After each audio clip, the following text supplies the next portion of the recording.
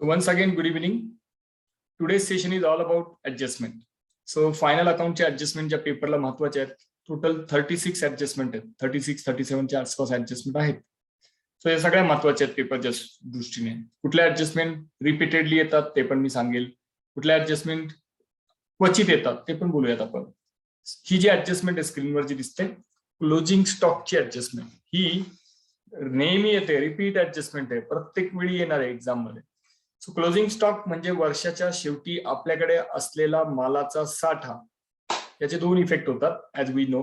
आपल्याला माहिती आहे की आपण कुठे लिहितो, ट्रेडिंग अकाउंटच्या क्रेडिट साइडला बाय क्लोजिंग स्टॉक म्हणून आपण नोंदवतो. ठीक आहे, तुम्ही स्क्रीनवर पाहू शकता त्याला. आणि सेकंड इफेक्ट जो होतो ते कुठे जातं, क्लोजिंग स्टॉक हे आपल्या बिझनेसची असेट आहे, मालमत्ता आहे. त्यामुळे आपण कुठे लिहितो, बॅलन्स शीटच्या असेट साइडला सुद्धा लिहितोय. सो पहिला effect trading account credit side and second effect balance sheet asset side. ठीक आहे, असं पाठ केलं तरी हरकत नाहीये. ऍडजस्टमेंट पाठच करायचे आहेत काही काही ठिकाणी, कारण अनेक जणांना लक्षात नाही राहत. फक्त लॉजिकली समजून घ्या की क्लोजिंग स्टॉक हा आपल्या बिझनेसचा असेट आहे.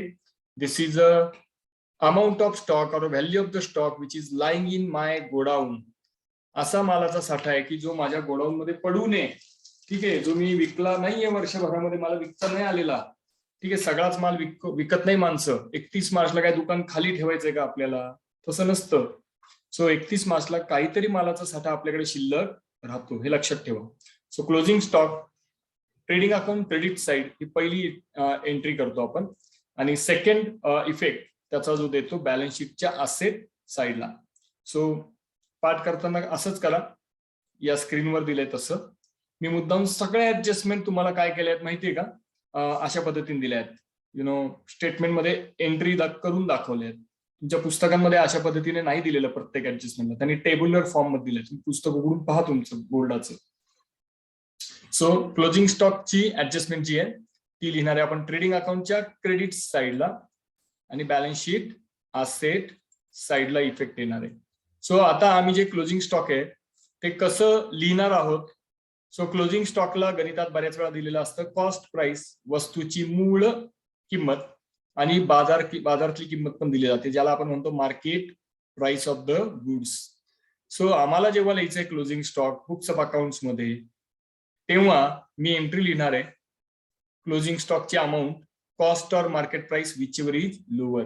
आता मी प्रश्न विचारायला चालू करणार आहे. माझी कॉस्ट प्राइस, ठीक आहे, माझी कॉस्ट प्राइस 10,000 आहे. ठीक आहे, आणि मार्केट प्राइस ही 12,000 आहे. कुठली किंमत लिहायची क्लोजिंग स्टॉकला? 10,000. थोडासा आवाज मोठा. 10,000 लिहिणार आहे. का लिहायचं? कारण आमचं अकाउंटिंगचं तत्व काय आहे की आमचं अकाउंटिंगचं तत्व आहे closing stock is to be valued at cost or market price whichever is lower. ठीक आहे, कॉस्ट और मार्केट प्राइस जी काही कमी असेल तितक्या रकमेने मी इथे काय करणार आहे, व्हॅल्यू रेकॉर्ड करणार आहे. आणि आउटर कॉलमला लिहितो आपण, इनर कॉलमला लिहित नाही. आणि बॅलन्स शीटच्या पण आउटर कॉलमला लिहिणार आहे क्लोजिंग स्टॉक 10,000. 12,000 लिहिणार नाहीये, कारण 12,000 मार्केट प्राइस जी मोठी आहे.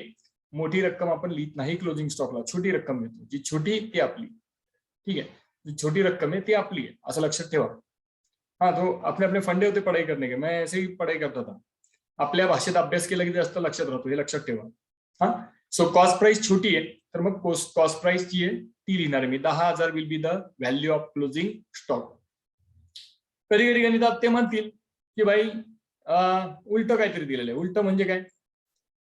कॉस्ट प्राइस आणि मार्केट प्राइसची किंमत वेगवेगळी दिलेली असेल. त्यांनी कशी दिलेली असेल ते म्हणतील कॉस्ट प्राइस 30,000 आणि मार्केट प्राइस 28,000. आता कुठली घेणार? 28,000. होय, ठीक से देख के बोलू. 28,000 मार्केट प्राइस. 28,000 मार्केट प्राइस घेणार आहे. परफेक्ट उत्तर, व्हेरी गुड. का घेणार? मी पुन्हा सांगतोय, cost or market price whichever is lower will be the value of my closing stock. माझ्या बिझनेसच्या क्लोजिंग स्टॉकची व्हॅल्यू किती? तर जी काही छोटी असेल ती माझी. तर आता कॉस्ट प्राइस जास्त लिहिली 30,000 आणि मार्केट प्राइस कमी आहे 28,000. बाजारातलं मूल्य 28,000 आहे आणि मी जेव्हा खरेदी केलं तर ते 30,000ला पडलं होतं मला. पण मी आता जे लिहिताना लिहिणार आहे क्लोजिंग स्टॉकचं लिहिण्याचं तत्व आहे cost or market price whichever is lower, जी छोटी किंमत आहे ती लिहिणार आहे मी. 28,000 लिहिणार आहे ट्रेडिंग अकाउंटच्या क्रेडिट साईडला आणि बॅलन्स शीटच्या असेट साईडला, हे दोन इफेक्ट लिहिणार आहे. आय होप या ऍडजस्टमेंट कळले असतील. ठीक आहे, काही क्लिअरिटी नसेल प्लीज विचारा, व्हॉट्सअप करा, फोन करा. थोडंसं फोन करताना फक्त इतकंच लक्षात घ्या, इथून सेशन जेव्हा सुटतं एक अर्धा पाऊण तास मला नाही देता येत वेळ तिथून लगेच. 9 नंतर 9:30 नंतर तुम्ही फोन केला तर जास्त बरं. सकाळी पण 10 नंतर 12 पर्यंत जास्त योग्य राहील. ठीक आहे, म्हणजे बोलता येईल तुमच्याशी व्यवस्थित, अडचणी सॉल्व्ह करता येतील, वेळ देता येईल. स्पेशली इथून गेलो की मला जेवावं लागतं घरी जाऊन, काय पर्याय नाही, भूक लागते. सो संध्याकाळी इथून जाताना नाही पिक करू शकत तुमचे कॉल, त्यामुळे थोडंसं उशिरा म्हणजे 9 नंतर बोलूयात. ठीक आहे, पुढची ऍडजस्टमेंट जी पेपरला परत येते, महत्वाची ऍडजस्टमेंट आउटस्टँडिंग एक्सपेन्सेस. अनेक वेळा असं होतं की तुम्हाला गणितात ट्रायल बॅलन्स दिलेलं असतं, ट्रायल बॅलन्स, आणि खाली दिलेले असतात ट्रायल बॅलन्सच्या खाली ऍडजस्टमेंट. सो ट्रायल बॅलन्स मध्ये दिलेलं आहे for example salary debit balance 10,000. मी काय म्हणतो लक्षात येते ना सगळ्यांना, इथे नीट समजून घ्या, एक एक शब्द न शब्द ऐका बरं का शांतपणे, मी फार विचारपूर्वक बोलतो एक एक शब्द. सो सॅलरी दिलाय ट्रायल बॅलन्स मध्ये 10,000 आणि ऍडजस्टमेंट मध्ये दिलंय salary outstanding for the month of March 2,000 rupees. मग आता हे आपल्याला ऍडजस्टमेंट दोन्ही करायचे आहेत. ट्रायल बॅलन्स मधली जी सॅलरी आहे ती मी लिहिणार आहे प्रॉफिट अँड लॉस अकाउंटच्या डेबिट साईडला, इथे इनर कॉलमला टू सॅलरीज. हा वर्षभरामध्ये सॅलरीवर झालेला काय खर्च आहे. आणि आउटस्टँडिंग सॅलरी ही सॅलरी इंग्लिशमध्ये सांगतोय salary due but not paid. द्यायला पाहिजे मार्चची सॅलरी, कारण मार्च मध्ये माझ्या, जस्ट मिनिट फ्रेंड्स, मार्च मध्ये माझ्या एम्प्लॉईनी काम केलेलं आहे ऑफिसमध्ये येऊन, पण मी फ्रेंड्स 1-2 मिनिटं फक्त, कोणीतरी फोन करते मला, तर फक्त त्यांना कळवायला पाहिजे की मी लेक्चरमध्ये. 2 मिनिटं द्या प्लीज.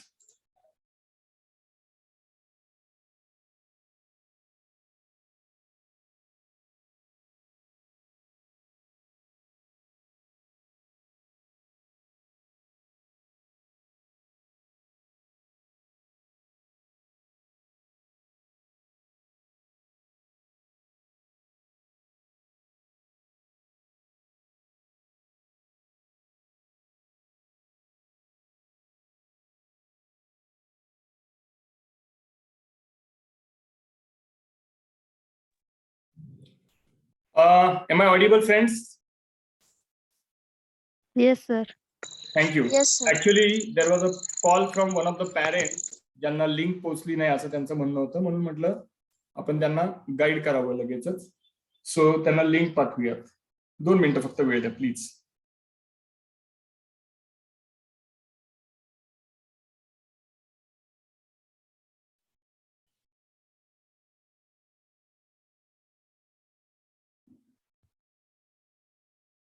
Excuse me.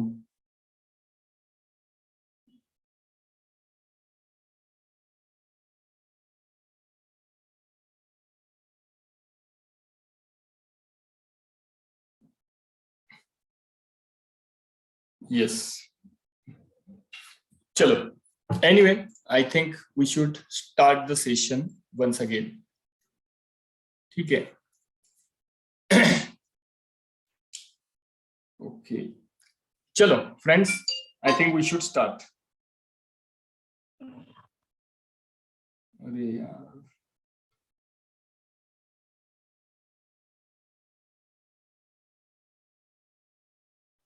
म्हणून ऍक्च्युली आपण ग्रुप तयार करतो की ऍटलिस्ट एक ग्रुप असला ना, प्रत्येक मुलाला मेसेज सर्क्युलेट होतो वेळेवर आणि नंतर डिस्टर्बन्स होत नाही लेक्चरच्या मध्ये. That is my motive behind the group. आणि मध्ये असे लेक्चरच्या फोन आले की मग थोडंसं आपल्याला डिस्टर्बन्स होतं क्रिएट, आणि मग सगळंच गोंधळ होतो ऍक्च्युली. एनिवे फाईन, आपण आपलं सुरू करूयात सेशन. फाईन. आउटस्टँडिंग एक्सपेन्सेस बद्दल मी बोलत होतो. असे एक्सपेन्सेस की जे ड्यू आहे बट नॉट पेड. या शब्दाचा अर्थ लक्षात घ्या, due but not paid. What does it mean? Due but not paid म्हणजे काय? तर असे एक्सपेन्सेस की माझं बिझनेस जे पैसे देणं लागतं पण मी देऊ शकलेलो नाही, मी इथे एक्झाम्पल घेतलंय सॅलरी. ही जी सॅलरी इथे लिहिली आहे मी प्रॉफिट अँड लॉस अकाउंटच्या डेबिटला, this is to salary means this is salary already paid during the year. ही वर्षभरामध्ये आम्ही सॅलरी पेड करून टाकली ऑलरेडी. आणि इथे जी सॅलरी आहे outstanding, this is salary yet to be paid, yet to be given, yet to be incurred. अजून हे पैसे आम्ही दिलेले नाही, देणं बाकी आहे.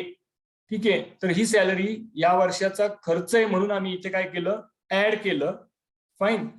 आणि ही इनर कॉलमला लिहितोय आपण दोन्ही, हे लक्षात घ्या. सो सगळ्यात आधी मला गणितात हे पाहिजे की सॅलरी कुठे, ट्रायल बॅलन्सला. ती सॅलरी लिहायची टू सॅलरी म्हणून इनर कॉलम मध्ये. त्यानंतर आउटस्टँडिंग सॅलरी जर असेल गणितामध्ये, ती पण त्यामध्ये ऍड करायची, because that is a expense of the business. Please understand, outstanding salary is also expense of the business. फक्त तो इमिजिएटली कॅश मध्ये पे केलेला नाहीये तुम्ही. ठीक आहे, तो एक्सपेन्सेस कॅश मध्ये पे केलेला नाहीये. दुसरी गोष्ट, outstanding salary is payable. Payable म्हणजे देणं बाकी आहे. Oh God,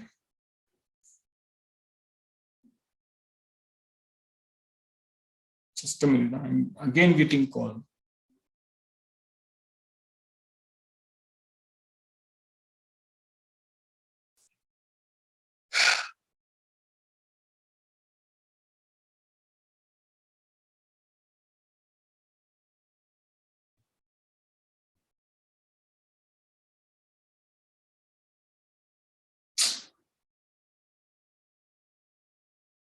okay,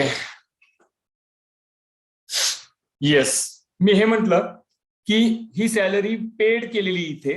just minute, मला हे परत इरेज करावं लागेल. थोडं डिस्टर्बन्स झालं की सगळी लिंक तुटते आपली. मला म्हणून फोन कॉल्स नको असतात लेक्चरच्या मध्ये, but that is sometime accidentally coming. Anyway, so salary ही जी आहे, this is salary already paid. ही ट्रायल बॅलन्स मधून आपण घेतली. ही जी सॅलरी आहे, ऍड आउटस्टँडिंग पोर्शन. आउटस्टँडिंग म्हणजे देणं बाकी आहे, पेबल आहे, अशी नावं आहेत त्याला. तर देणं जरी बाकी असलं तरी हे लक्षात घ्यायचं बिझनेसच्या अकाउंटिंग करणाऱ्या लोकांनी, की सॅलरी पेबल आहे, देणं बाकी आहे. म्हणजे काय की it is not eight paid. माझ्याकडे पैसे आहेत द्यायला, पण मी या महिन्यात नाही देणार. मार्चची सॅलरी कधी देतात, एप्रिलमध्ये. पण मार्च मध्ये आमचं वर्ष संपतं सर, मग तिला आउटस्टँडिंग दाखवा. ठीक आहे, माझी शिकवण्याची थोडी पद्धत तुम्हाला अंगवळणी पडायला वेळ लागेल ऍडजस्टमेंटच्या बाबतीत, पण एकदा हे लॉजिकली क्लिअर झालं तर तुम्हाला सगळ्या ऍडजस्टमेंट, 36 ऍडजस्टमेंट ज्या काही आहेत सगळ्या पाठ होऊन जातील व्यवस्थित, if you come to know logically. Anyway, so outstanding salary आम्ही ऍड करतो because it is also expense of business first. आणि at the same time outstanding salary ही बिझनेसची काय आहे, लायबिलिटी सुद्धा आहे. त्यामुळे आम्ही लायबिलिटी साईडला शो करणार आहोत. मला सांगा आउटस्टँडिंग काय काय असू शकतं. आउटस्टँडिंग सॅलरी असू शकते. अजून उदाहरणं काही गणित सोडवली असतील ना घरी. आउटस्टँडिंग काय असू शकतं, आउटस्टँडिंग रेंट सर. रेंट असू शकतं. आउटस्टँडिंग ऍडव्हर्टिजमेंटचं बिल पण असू शकतं. Just minute, I can't able to write here properly with the mouse. ऍडव्हर्टिजमेंटचं बिल पण असू शकतं. आउटस्टँडिंग एक्सपेन्सेस, देणं बाकी ऍडव्हर्टिजमेंटचा खर्च. अजून काय असू शकतं आउटस्टँडिंग. आउटस्टँडिंग अजून एक चांगली गोष्ट आहे, पण ती इथे नाही येत, ट्रेडिंग अकाउंटला येते. आउटस्टँडिंग वेजेस सुद्धा असू शकतं. So yes, so outstanding wedges पण असू शकतात. अजून कुठले कुठले एक्सपेन्सेस आउटस्टँडिंग असू शकतात सांगा रे जरा लवकर please. Anyone who knows that.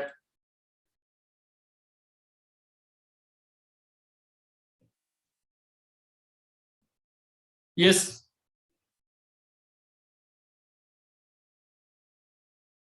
अजून कुठले कुठले एक्सपेन्सेस आउटस्टँडिंग असू शकतात बोला बच्चे कंपनी. मी सॅलरी म्हटलं, रेंट म्हटलं, ऍडव्हर्टिजमेंट म्हटलं, वेजेस म्हटलं, अजून कुठले असू शकतात टेल मी. कुठलं वाटतंय तुम्हाला की expenses due but not paid असे कुठले असू शकतात अजून. सॅलरी असते नॉर्मली, भाडं देणं बाकी आहे, ऍडव्हर्टिजमेंट देणं बाकी आहे, वेजेस देणं बाकी आहे. अजून कुठलं आठवतंय की तुम्ही लिहिलं होतं आउटस्टँडिंग मध्ये. आपण मागे जाऊ, तुम्हाला एकदा रिकॉल करायला लावतो थोडंसं मागे जाऊन, कारण पर्याय नाही त्याला काही. थोडंसं मागे जाऊ आपण, थोडं देख ना शांती से. बघा रे, वेजेस, रेंट, सॅलरी, ऍडव्हर्टिजमेंट. मी सध्या तरी किती लिहिलेत, 4. 5वं कुठलं आहे का रे, नाहीये. पण असं असू शकतं की कुठलेही एक्सपेन्सेस आउटस्टँडिंग असू शकतात, म्हणजे देणं बाकी असू शकतात. मग एक्सपेन्सेसची लिस्ट कुठे आहे आमची? बरेच एक्सपेन्सेस आहे. मला सांगा, इलेक्ट्रिसिटी बिल देणं बाकी असू शकतं का रे? असू शकतं. आजपर्यंत दिलं नाही गणितात म्हणून इलेक्ट्रिसिटी बिल देणं बाकी असू शकत नाही असं कसं म्हणू शकता तुम्ही? सपोज माझं बिल आहे पण दिलं नाही बिझनेसनी, देणं बाकी आहे, ते पण आउटस्टँडिंग असू शकतं बरं का. टेलिफोन बिल आउटस्टँडिंग, टेलिफोन बिलाचे पैसे देणं बाकी आहेत, ते पण असू शकतात. ठीक आहे, तर आउटस्टँडिंग एक्सपेन्सेस कुठलेही असू शकतात. ऍडजस्टमेंट नीट वाचा पेपरमध्ये की कुठले कुठले एक्सपेन्सेस आउटस्टँडिंग आहे आणि मग ऍडजस्टमेंट करा. ठीक आहे, पुढे जाऊयात आपण. सो पहिल्या दोन ऍडजस्टमेंट झाले, एक क्लोजिंग स्टॉक, ठीक आहे, आणि दुसरे आउटस्टँडिंग एक्सपेन्सेस. आउटस्टँडिंग एक्सपेन्सेसचे दोनच इफेक्ट एक लक्षात घ्यायचे. सगळ्यात इंटरेस्टिंग गोष्ट, जे ट्रायल बॅलन्स मधले आयटम आहे त्याला किती इफेक्ट असतात? नेहमी एकच, एक तर डेबिट किंवा क्रेडिट. ट्रायल बॅलन्स मध्ये जर ब्रॅकेटमध्ये काहीतरी लिहिलेलं असेल ब्रॅकेटमध्ये, तर ती हिडन ऍडजस्टमेंट असते, लपलेली ऍडजस्टमेंट. ठीक आहे, ट्रायल बॅलन्स मध्ये जर काही लिहिलेलं असेल तर ती हिडन ऍडजस्टमेंट असते. Just a minute, what is happening, I don't know.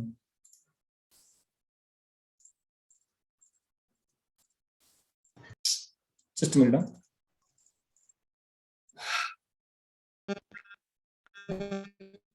Am I audible to you or disturbing? आवाज येतोय का मित्रांनो व्यवस्थित? मध्ये मध्ये आवाज ब्रेक होतोय. It might be due to some network connection, मला जाणवलं ते. आणि इथे ऍक्च्युली परत रिजॉईन का होत आहेत वेटिंग रूम मधून मला हे कळत नाहीये. It's okay, sometime happens due to maybe network fluctuations, can't say. Okay, no issues. आवाज नाही आला तर मला तसं प्लीज चॅट बॉक्स मध्ये मेसेज करायला की सर आवाज येत नाहीये, at least I can come to no.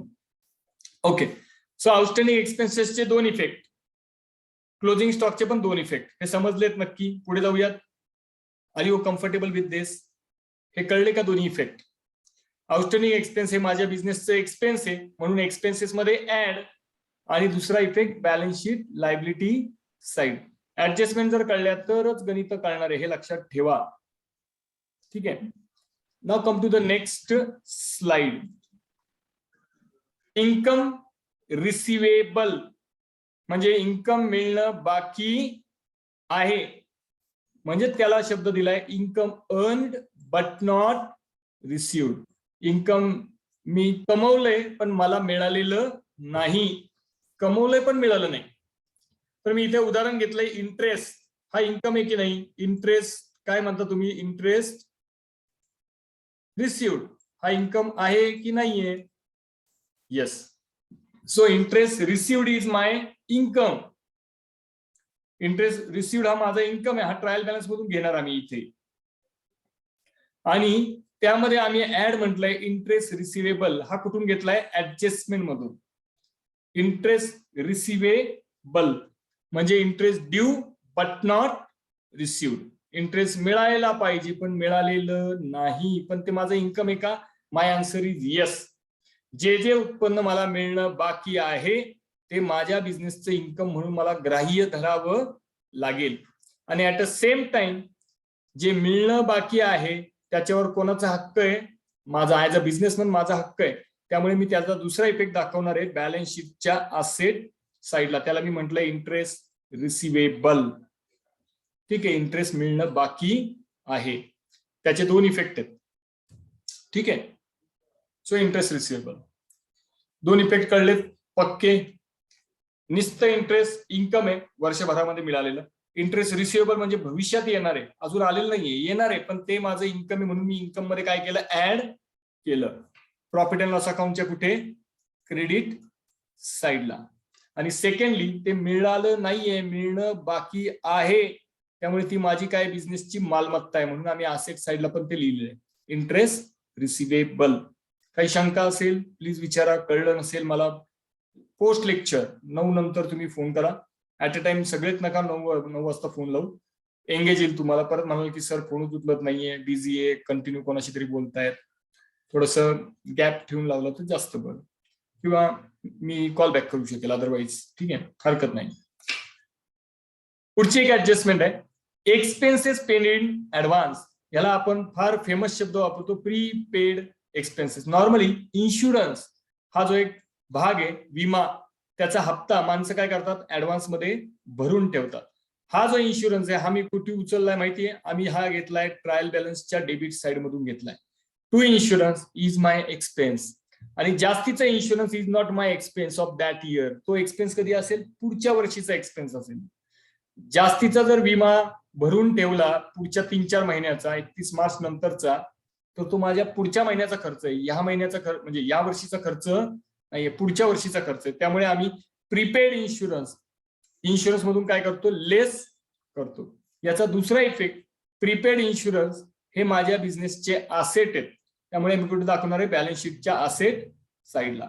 So expenses paid in advance किंवा प्रीपेड इन्शुरन्स हा माझा एक्सपेन्स नाहीये या वर्षीचा, तो पुढच्या वर्षीचा एक्सपेन्स आहे. तो एक्सपेन्सेस मधून काय करतो आम्ही, प्रॉफिट अँड लॉस अकाउंटच्या डेबिट साइड मधून लेस करतो. आणि second effect, balance sheet asset side. ठीक आहे, हे 2-3 ऍडजस्टमेंट आपण घेतल्यात. पुढची एक ऍडजस्टमेंट ही सध्या बाजूला ठेवतोय, ही घेऊयात, सोपी आहे थोडीशी, क्लोज करून टाकूया हिला. काही घेऊन टाकायची, बरं घेऊन टाकूयात. चला, रेंट रिसिव्ड इन ऍडव्हान्स. कधी कधी असं होतं की मी जागेचा मालक आहे, मला माझा भाडेकरू काय करतं, रेंट ऍडव्हान्स मध्ये देऊन जातो. तो म्हणतो साहब रख लो, है ना, अगले 2-3 महीने का भाड़ा है, रख लो, अभी है पैसे तो दे रहा हूं, बाद में नहीं रहेंगे तो कहां से लाके दूंगा, रख लो आपके पास ऍडव्हान्स पैसे. त्याने काय केलं, मला रेंटचे पैसे जास्तीचे आणून देऊन टाकले. हे माझं उत्पन्न नाही करे, अजिबात नाही. पुढच्या वर्षाचे पैसे म्हणजे 31 मार्च पर्यंत आम्ही भाडं वगैरे दिलं घेतलं हे झालं विषय, पण पुढच्या पिरियडचे जर पैसे मला ऍडव्हान्स मध्ये मिळत असतील तर that is not my income of this year, ते या वर्षीचं उत्पन्न नाहीये. त्यामुळे निस्तर रेंट रिसिव्ड हा जो आहे हा आमचा इन्कम आहे किंवा इनडायरेक्ट इन्कम आहे असं म्हणा त्याला. आणि यातून आम्ही रेंट रिसिव्ड इन ऍडव्हान्स, जास्तीचं भाडं जर मिळालं असेल पुढच्या कालावधीसाठी तर ते लेस करणार आहे, कारण ते या वर्षीचं इन्कम नाहीये, ते पुढच्या वर्षीचं इन्कम आहे. ठीक आहे, so rent received in advance हे रेंट रिसिव्ड मधून काय करणार आहे, मायनस करणार आहे. हे लक्षात ठेवा, हे रेंट रिसिव्ड आहे बरं का, दिस इज रेंट रिसिव्ड. अरे man, excuse me, online education मध्ये थोडीशी डिफिकल्टी आहे ऍक्च्युली कुठे कुठे, कारण मध्येच काहीतरी इंटरप्शन डिस्टर्बन्स अराईज होतो. हा जो भाग आहे हा रेंट रिसिव्ड आहे बरं का. रेंट रिसिव्ड मधून आम्ही प्रीपेड रेंट, सॉरी माफ करा, रेंट रिसिव्ड इन ऍडव्हान्स लेस करणार आहे, कारण रेंट जे पुढच्या कालावधीसाठी आत्ता मिळालंय ते माझं ह्या वर्षीचं एक्सपेन्सेस नाही. या वर्षीच्या प्रॉफिट अँड लॉस अकाउंट मध्ये प्लीज लक्षात ठेवा, नेहमी या वर्षीचेच खर्च आणि काय दिसले पाहिजे, उत्पन्न दिसले पाहिजे. दुसरा effect, rent received in advance हे माझे स्वतःचे मालकीचे हक्काचे पैसे नाहीयेत सध्या, कारण ते पुढच्या कालावधीसाठी मिळाले. उद्या जर माझा भाडेकरू म्हटला साहब मैं छोड़ के जा रहा, आपको जो ऍडव्हान्स में रेंट दिया था मेरे को दो, मला द्यावे लागतील. तर मी त्याला कुठे लिहितोय, मी त्याला लिहितोय बॅलन्स शीटच्या लायबिलिटी साइडला, because this is rent received in advance. जे पैसे आपल्याला ऍडव्हान्स मध्ये मिळाले ते उद्या भविष्यात कदाचित मागितले तर काढून द्यावे लागतील. आय होप इथे लॉजिकली थोडं थोडं क्लिअर होत असेल. पूर्ण नाही झालं तरी चालेल, पण हळूहळू क्लिअरिटी येईल. ज्यांना काहीच नसेल त्यांना ऍटलिस्ट काहीतरी आतमध्ये गोष्टी जातील. ठीक आहे, सो रेंट रिसिव्ड इन ऍडव्हान्सचे 2 इफेक्ट आहे. रेंट मधून प्रॉफिट अँड लॉस अकाउंटच्या क्रेडिट साइडला लेस आणि बॅलन्स शीटच्या लायबिलिटी साइडला रेंट रिसिव्ड इन ऍडव्हान्स, इतकं लिहायचं आहे. पुढचा जो मुद्दा आहे तो आहे डेप्रिसिएशन. सगळ्यात आवडता मुद्दा आपला, सगळ्यात सोपं पण आणि आवडता पण. का बरं, कारण मार्क मिळतात त्याचे फ्री मध्ये, क्योंकि वो भाई आसान आहे. डेप्रिसिएशन कोणी पण काढू शकतं, है की नाही. सो डेप्रिसिएशन म्हणजे काय, reduction in the value of fixed asset. मालमत्तेची रक्कम काय झाली तुमची, वापरून वापरून मालमत्ता झिजली आणि रक्कम कमी झाली. So rent received in advance is my expenses, और त्याला लॉसेस म्हणा, काही बिघडत नाही. हे डेप्रिसिएशन, माफ करा मी थोडस काहीतरी गडबडीत बोललो, डेप्रिसिएशन म्हणायचं होतं ना.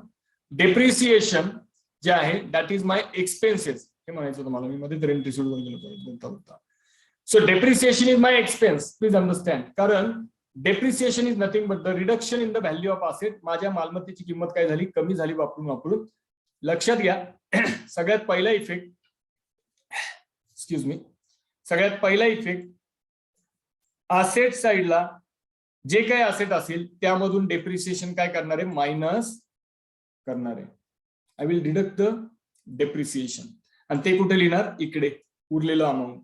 आणि डेप्रिसिएशनची जी काही रक्कम असेल ती आम्ही कुठे दाखवणार आहोत, प्रॉफिट अँड लॉस अकाउंटच्या डेबिट साइडला. इनर कॉलम मध्ये नका दाखवू, आउटरला दाखवा. ठीक आहे. To depreciation on plant and machinery. एक लक्षात घ्या, डेप्रिसिएशन आपल्याला एक्झाम पर्पज साठी कॅल्क्युलेट करावं लागतं. तुम्ही कशावर करता depreciation, you calculate depreciation on value of the asset. ठीक आहे.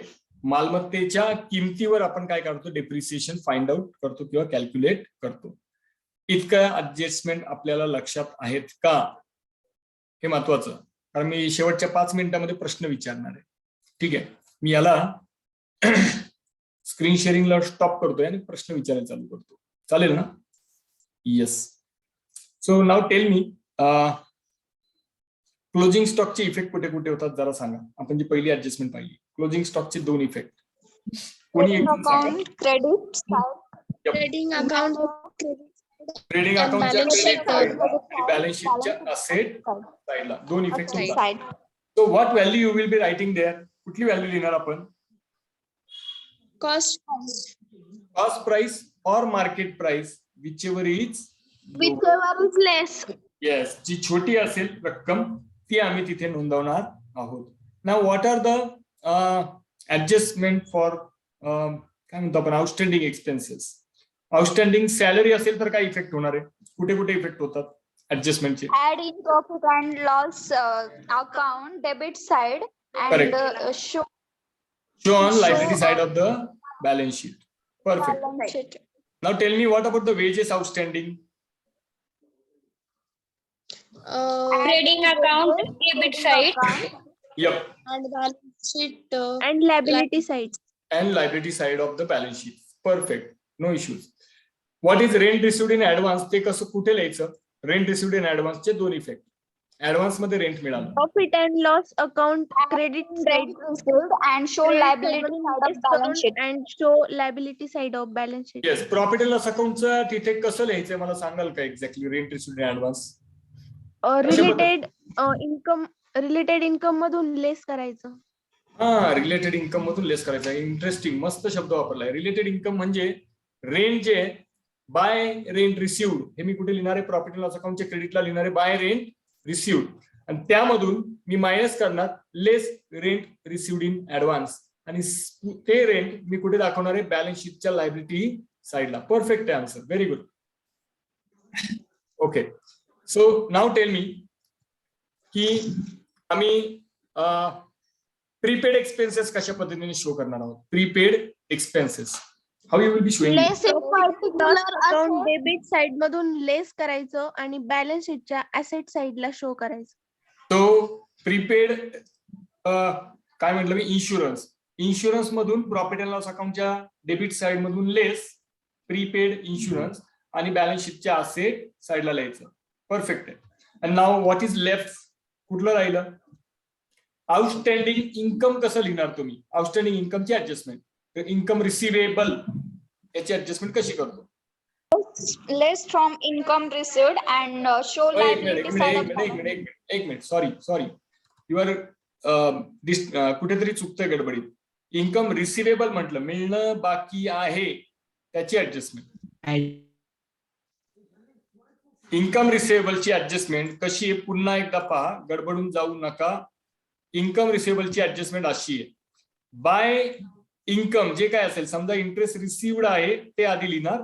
त्यामध्ये मी म्हणणार आहे ऍड इंटरेस्ट रिसिवेबल, येणं बाकी आहे ते मी ऍड करणार आहे, कारण that is also my income. पण ते मिळालं नाहीये, ते येणार आहे नंतर भविष्यात कधीतरी. सो जे येणार आहे, ज्याच्यावर माझा हक्क आहे, ठीक आहे, that I will be writing on balance sheet asset side as a interest receivable किंवा इन्कम रिसिवेबल, जे काय असेल. प्लीज कन्फ्युजन करून घेऊ नका. या 4-5 ऍडजस्टमेंट फक्त आज मुद्दाम पाहिले आपण, आणि अजून पुढे घ्यायचंय मला. ही लिंक पुन्हा जॉईन कराल. मी या सेशनला एंड करणार एकच मिनिटात, पण ही लिंक पुन्हा जॉईन करणार. सेम लिंकला आपण जॉईन होणार आहोत. ठीक आहे. आपण आज क्लोजिंग स्टॉक घेतलं, ज्याचा पहिला इफेक्ट आहे trading account credit side, balance sheet, asset side. Outstanding expenses मध्ये प्रॉफिट अँड लॉस अकाउंट डेबिटला ऍड आणि second effect balance sheet liability side. त्यानंतर इन्कम रिसिवेबल, त्याचा इफेक्ट इन्कम मध्ये ऍड प्रॉफिट अँड लॉस अकाउंटच्या क्रेडिट साइडला आणि बॅलन्स शीटच्या असेट साइडला. त्यानंतर एक्सपेन्सेस पेड इन ऍडव्हान्स म्हणजे prepaid expenses, profit and loss अकाउंटच्या डेबिट साइडला एक्सपेन्सेस मधून प्रीपेड एक्सपेन्सेस लेस आणि second effect balance sheet asset side. पुढचं रेंट रिसिव्ड इन ऍडव्हान्स, जे रेंट तुम्हाला ऍडव्हान्स मध्ये मिळालेले त्यामध्ये मी लिहिणारे प्रॉफिट अँड लॉस अकाउंटच्या क्रेडिट साइडला बाय रेंट रिसिव्ड, त्यातून म्हणणारे रेंट रिसिव्ड इन ऍडव्हान्स लेस आणि याला दाखवणारे बॅलन्स शीटच्या लायबिलिटी साइडला. ठीक आहे. आणि सगळ्यात शेवटी depreciation, how I will showing depreciation, asset मधून डेप्रिसिएशन मायनस करणारे आणि सेकंड इफेक्ट कुठे लिहिणारे प्रॉफिट अँड लॉस अकाउंटच्या profit and loss account debit side. या सगळ्या ऍडजस्टमेंट एकतर तुम्ही रट्टा मारा, एकतर तुम्ही लॉजिकली समजून घ्या, एकतर तुम्ही गणित सोडवताना तरी पाठ करा, त्याला काही दुसरा पर्याय नाहीये. आणि खरं तर इतका कमी वेळ आहे आपल्याकडे, हा अकॅडमिक वर्षच फार उशिरा सुरू झालाय सगळीकडेच. ठीक आहे. आणि त्यामध्ये आपल्याला कमी वेळेत जास्त अभ्यास करायचा, त्यामुळे जास्त वेळ अभ्यासाला बसावं पण लागणार आहे घरी सुद्धा. ठीक आहे. मला वाटतं ही लिंक आपण बंद करूयात. प्लीज सेम लिंकला जॉईन व्हाल. ती साक्षी म्हणून ती जॉईन होते, तिला पण ही सूचना देऊ. तर प्लीज या लिंकला परत जॉईन व्हाल. ठीक आहे. So everybody please join this link again. Sakshi, you also आता जॉईन झालेत तुम्ही, प्लीज जॉईन कराल या लिंकला. अर्धा तास अजून घेणार आहोत, मोस्टली अर्धा तास, फार वेळ नाही.